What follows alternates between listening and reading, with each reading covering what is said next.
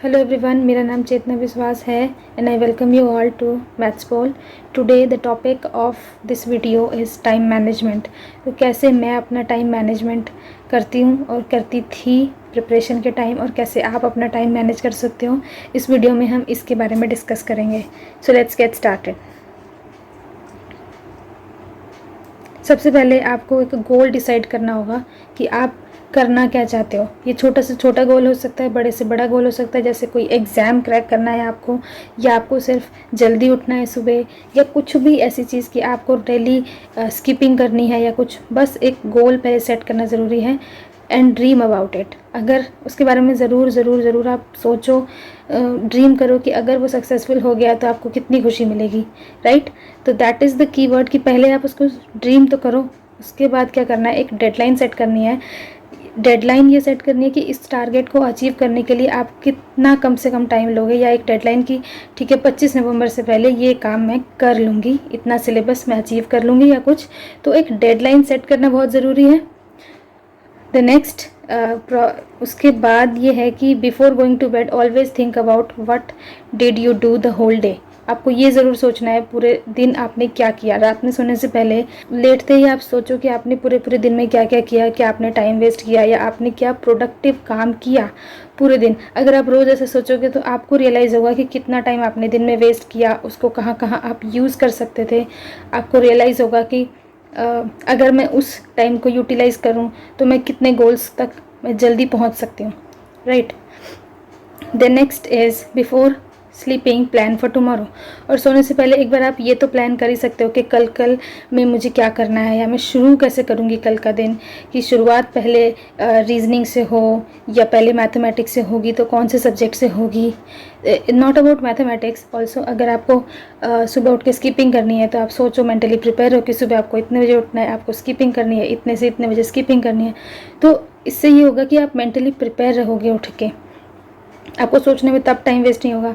उसके बाद keep a healthy competition with your in your mind with your friends and don't tell them. Yes guys, मैं तो अभी भी अपने दोस्तों के साथ कंपटीशन रखती हूँ। उनको पता नहीं होता कि मैं उनसे कंपटीशन कर रही हूँ या नहीं, but when ever I ask there marks और समथिंग, मैं हमेशा अपने पास मेरी बस ये कोशिश रहती है कि मेरी इनसे ज़्यादा आए, बस। तो इतनी सी बात अपने मन में रखनी चाहिए। एक हेल्दी कंपटीशन, ऐसा नहीं है कि लड़ाई कर रहे हैं या कुछ, बट एक हेल्दी कंपटीशन सिर्फ अपने मन में रखना चाहिए कि जितने भी मेरे आसपास दोस्त हैं, मैं कितनों से ज़्यादा स्कोर कर सकती हूँ और कितने नहीं। इससे मेरी एबिलिटी बढ़ेगी।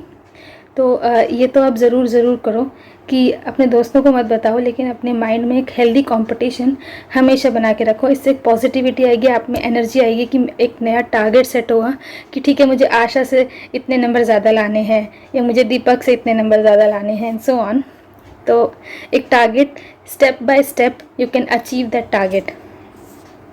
ओके, उसके बाद है कि आप टाइम टेबल बनाएं कैसे।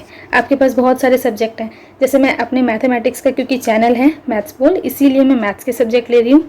अगर मैंने लिस्ट लिया कि टोपोलॉजी है, मेजर है, रियल, कॉम्प्लेक्स, लीनियर, तो मैं इतने सारे सब्जेक्ट हैं, 11-12 सब्जेक्ट हैं, तो कैसे मैं टाइम मैनेज करूँ कि मैं let's say we have an exam on 17 April, तो 17 अप्रैल तक कैसे मैं ये सब कुछ रिवाइज कर पाऊँ। तो व्हाट आई विल डू, मुझे पता है मुझे 10 सब्जेक्ट करने हैं, तो I will pick the one that are difficults, right.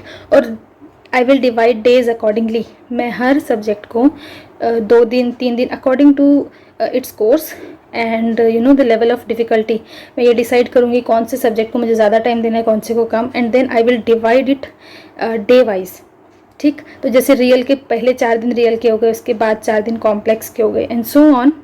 I will divide it. उसके बाद डिसाइड करना है कि date for each subject. What I do is, okay, तो 2-2 दिन एक सब्जेक्ट को दे दिए जाएं, ऐसे करके हमें टारगेट बनाना है। तो हर दिन की मुझे डेट पता रहे, तो मैं उस हिसाब से उस डेट तक मेरा टारगेट रहेगा कि मुझे इस डेट तक, मान लो 4 अप्रैल तक, तो मुझे 4 अप्रैल तक ये सब्जेक्ट ख़त्म करना ही है। तो आप चाहे किसी दिन कम पढ़ो, किसी दिन ज़्यादा पढ़ो, लेकिन आपके दिमाग में सिर्फ एक बात रहनी चाहिए कि 4 तक ख़त्म हो जाना चाहिए, राइट। उसके बाद set your goals for each day not for each hour. ऐसे मत डिसाइड करो कि 1 घंटे, यानी I will study 9 to 10, and then from 11 to 12. If you divide it like this, आपके दिमाग में थोड़ा रेस्ट्रिक्शन आ जाता है कि 12 बजे तक करना ही करना है या उसके बाद 2 घंटे नहीं करना है. आपका plan should be flexible. This time table should be flexible, but इसीलिए आपका इसको रेंज थोड़ा सा बढ़ाना होगा. जैसे यू पिक अ डे, तो आपका जो टारगेट होगा वो ये होगा, at the end of the day I should reach this theorem. It should not be like that आज अभी 10 बजे हैं तो मुझे 12 बजे तक ये थियरम कंप्लीट करनी ही करनी है. नहीं, हो सकता है कोई आ जाए या आपको कोई काम आ जाए, तो इससे क्या होता है, टाइम टेबल डिले हो जाता है. तो आप ये डिसाइड करो कि बस रात से पहले मुझे इस थियरम तक पढ़ना है. तो थोड़ा सा आगे पीछे भी हो गया आपका स्टडी आर, तो भी आपको ये रियलाइज़ हो जाएगा, आपको अच्छा लगेगा कि चलो टाइम टेबल फॉलो हो रहा है. ओके.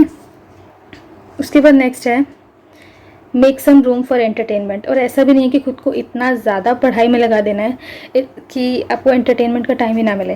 तो if you are not happy inside, how can you focus on your studies well, right. ये सिर्फ स्टडीज़ के लिए नहीं है. अगर आप कुछ भी कर रहे हो, थोड़ा एंटरटेनमेंट को भी टाइम दो.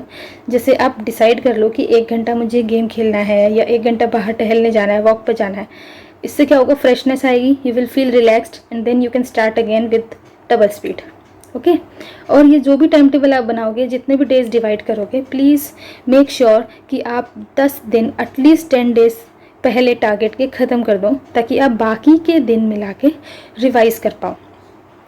क्योंकि जितना आपको पढ़ा, आपने पढ़ा, ऐसा तो है नहीं कि एक बार में हो गया, रिवाइज़ भी तो करना होता है. तो आप क्या करो, 10 दिन पहले तक उसको ख़त्म आपको हर हाल में कर देना चाहिए. क्योंकि उसके बाद आप 10 दिन, एक तो आपको रिलैक्स लगेगा कि मैंने सारा सिलेबस पूरा कर लिया है. सेकेंडली, आप रोज़ रोज़ उसको 10 दिन एटलीस्ट रोज़ रोज़ सेम चीज़ रिवाइज़ करोगे तो आप याद कर पाओगे. तो इसीलिए अपना टाइम टेबल ऐसे बनाना चाहिए कि टारगेट से एटलीस्ट 10 दिन पहले तक आप उसको अचीव कर लो कि हाँ मैंने कर लिया है कवर, अब मुझे उसको रिवाइज़ करना है. तो इस तरह से ये होता है कि आपकी प्रैक्टिस भी हो जाएगी, आपका माइंड रिलैक्स रहेगा, आपके ऊपर प्रेशर नहीं पड़ेगा बिफोर द एग्ज़ाम्स. तो ये सारी वो चीज़ें थी जो मैं करती थी. And I suggest you please try this for once, make a time table, try to follow it, use this points and then let me know in the comment section कि कितना आपको हेल्प करते हैं ये सारे पॉइंट्स. मैंने बहुत कम points add किए क्योंकि आपका टाइम टेबल बहुत ज़्यादा पॉइंट्स और बहुत ज़्यादा रूल्स एंड रेगुलेशन वाला नहीं होना चाहिए. It should be simple that you can follow, right. So that's it for today guys. Thank you for watching. Please like, share and subscribe. Hit the bell icon. Thank you so much.